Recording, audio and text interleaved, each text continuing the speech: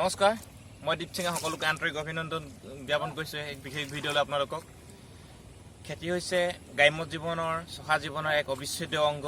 খেতি অবিহনে কেতিয়াও এই গ্ৰাম্য জীৱন সম্পূৰ্ণৰূপে প্ৰতিফলিত নহয়। গতিকে আহকচোন শাওনৰ পথাৰৰ কিছু ৰোৱা দৃশ্য আমি উপভোগ কৰোঁ আজিৰ ভিডিঅ'টোৰ মাধ্যমৰ যোগেদি।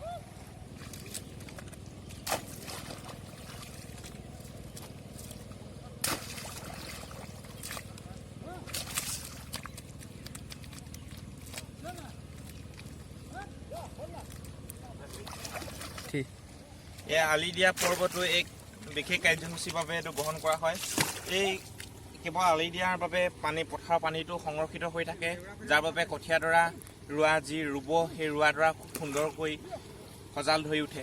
আৰু ইয়াৰ লগতে এই আলি দিয়া পৰ্বটো এক স্বাস্থ্যসন্মতো, যিহেতু ইয়াত আলিটো দিয়া হয় বোকাৰ পৰা এনেকৈ ভৰিটো দাঙি দাঙি দিয়া হয়, তাৰ বাবে যিহেতু মানুহৰ কিছুমান ৰোগ হয়, বহুতো ধৰণৰ ৰোগৰ পৰা এই আলিৰ যোগেদি নিৰাময় পাব পাৰি।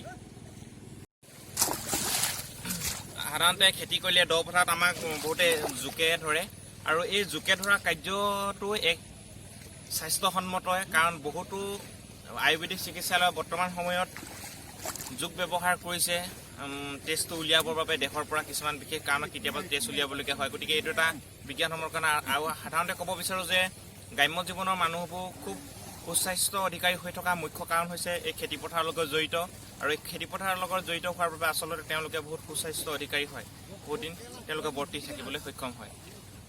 শিলিপুৱাতে জানো গোলাম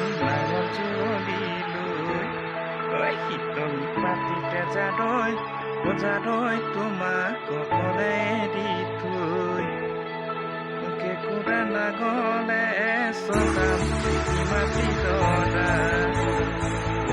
মাজতে চাকবান কিবা হয়